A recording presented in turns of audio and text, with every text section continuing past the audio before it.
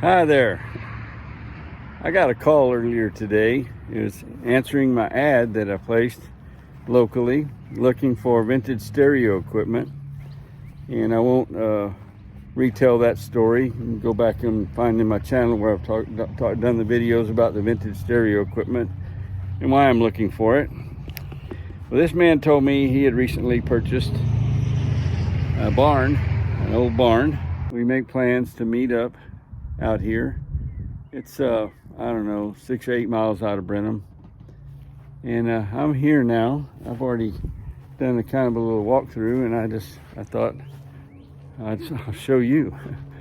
This is more, I envisioned it being like a barn out on a farm, and there'd be some pitchforks around, and some hay, and but off in the corner there'd be some shelves with some old stereos. And he told me he had a half a dozen or more. I didn't know what to expect, but ain't that kind of barn. Have a look, you'll see what I mean. This is not what I expected. And there's no stereo here that I'm interested in. It's just not the type of thing I'm looking for, but it's a lot of stuff, and some of it's pretty interesting. Let's go have a look.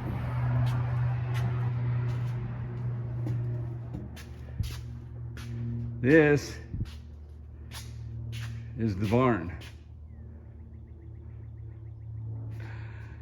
And apparently the people that used to own this did some buying and reselling, that kind of thing, and they apparently did a lot more buying than they did selling, because there is a lot of stuff here, and some of it is pretty old and interesting stuff. And I don't know, there's just tons of tools. And I'm just gonna go around right quick. No way I can show you all of this, but some of the things I find more interesting than others. I can show them to you. Of the stereo stuff, I'm not gonna buy this, not quite what I'm looking for. I've never seen anything quite like that. It's in a metal cabinet, kind of like a Dearborn heater, if you know what that is. There's an 8-track tape player and a tuner.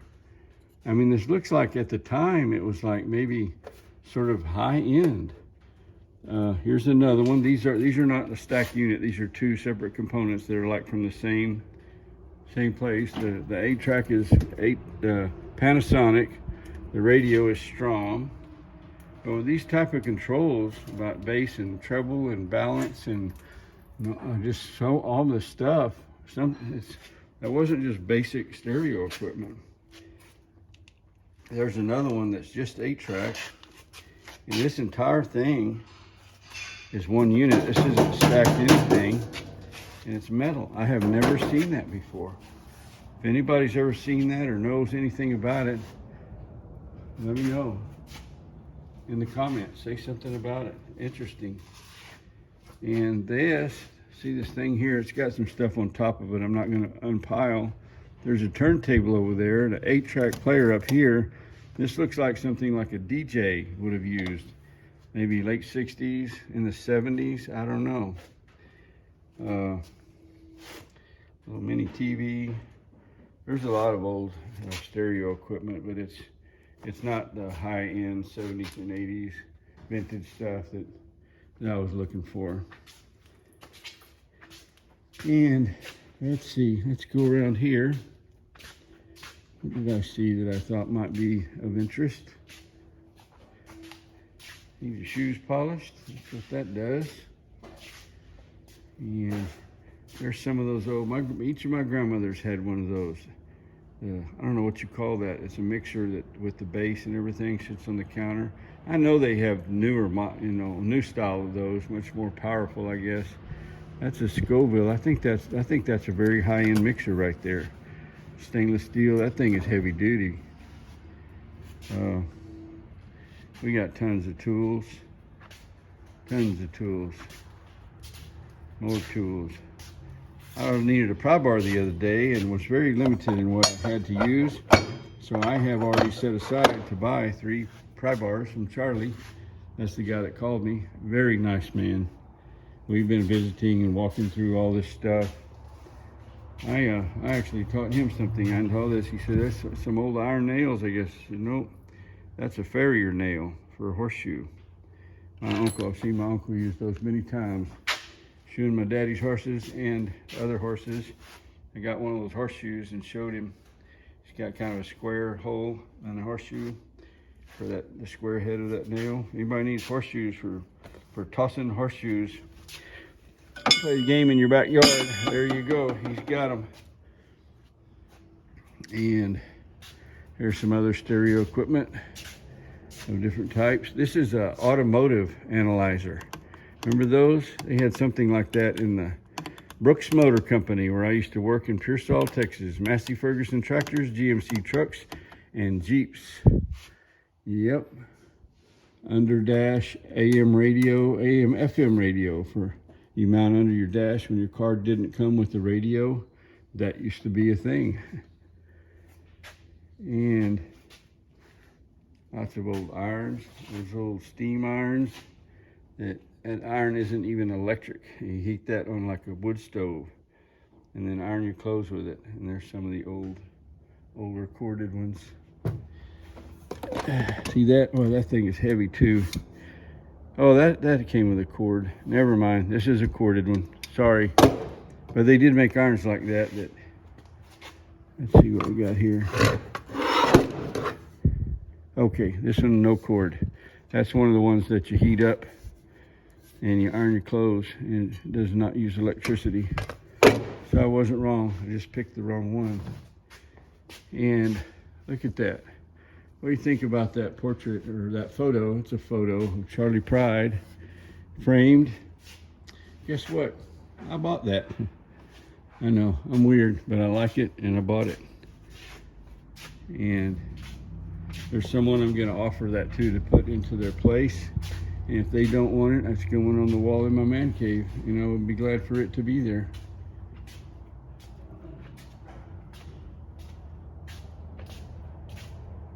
And we got typewriters. Oh, look, I was thinking the other day, I sure wish I still had our old Underwood typewriter that we had when I was a kid. If that's an Underwood, nope, that's a Smith Corona. That's newer than the one we had when I was a kid. If I ever see one of those old Underwoods like I grew up learning how to type with, I'm gonna buy it, probably. I'm probably making you dizzy. There's just so much stuff here. I want to get going because I don't want the video to be too long. The Hardy Boys, the secret of the old mill. Well, that is all I got at the, I don't know what you call it. It's like a resale shop barn or something, but he's not a business. He's not like running ads and open Monday through Friday, nothing like that. He's just a guy that bought a barn and it's full of stuff. He's eventually going to sell it, but what he's doing right now, he said when he first bought that barn, and he talked to the people that he bought it from, and they kept records, and it's actually 2 barns. And they said the inventory that's in there that they bought from estate sales, garage sales, flea market, all the different places they got these things, that there's still about $150,000 investment of product, I guess you'd call it, inventory in these buildings. And wow, so it was so stacked up though that you couldn't walk around and see all the stuff. So he's been working real hard to create aisles. And in the area that I live, right near me, about 15 minutes away, maybe 20, is Round Top. And there's a thing, it happens twice a year, and it's a weekend, the entire week after that weekend, and then the next weekend of an antique festival, the Round Top Antique Festival.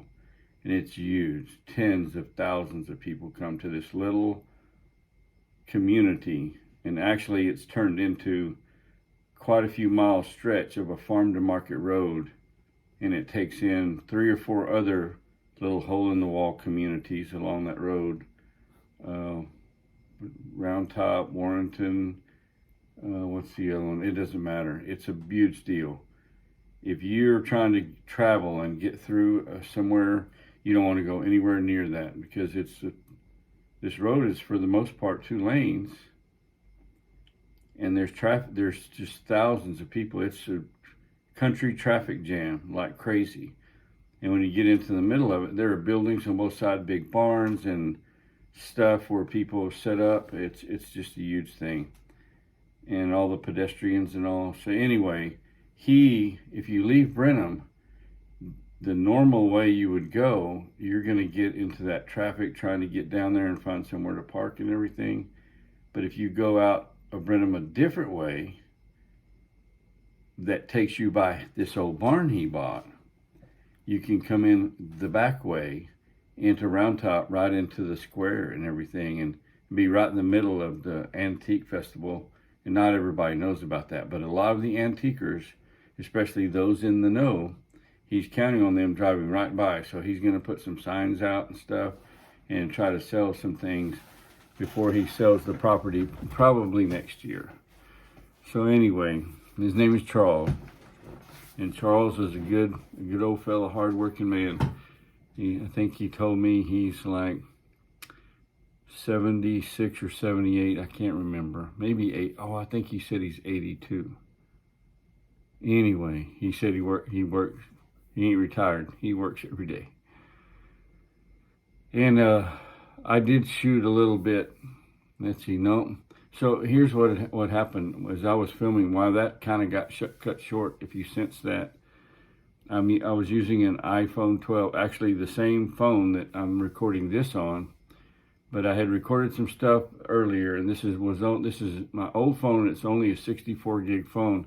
I never intended to make videos or use it much as a camera, just like you normally would, just get a shot of some people that you're out at the park with or whatever. Nothing like what I'm doing now. And I didn't know, even when you delete stuff from your photos, like a video, a 10-minute video that you shoot that takes up a lot of space, 10 or 15 gigabytes or more, and you delete it, it goes to something called recently deleted file. You can recover that. It stays in your phone for 30 days. And while it's doing that, it takes up space. So I had deleted something that I had shot a video on this phone, and but I forgot to go to recently deleted and delete it from there. So I didn't have near as much room as I usually do, and that's what happened. I ran out of space, storage space on this phone, and it shut down, and that's what happens. I hate that. But it's really not that bad. You got the idea. I filmed a lot more stuff. Actually, I think about 24 minutes. And for the last, well, this is 8 minutes, about 16 minutes of it, I wasn't filming at all. And I didn't know that. But it's okay. Oh, look. So I wasn't kidding. I won't bullshit you. Yep. What am I going to do with that? Who knows what happened? It's supposed to be tracking me. Something weird happened. It went a little nuts when I put the Charlie Pride made my camera. What happened? Yep, there we go. Here I am. Hey, over here. My camera don't like the photo of Charlie Pride. I'm not sure how to stare. There we go. All right, well, you get the idea. I had a good time. I had lunch with Sock Monkey and Minnow out at the Kenny store.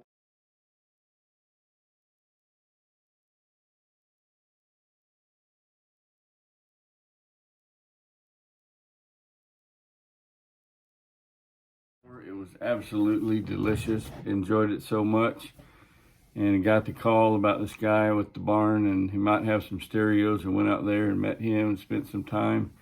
And he asked before I left for me to, he's got his phone number.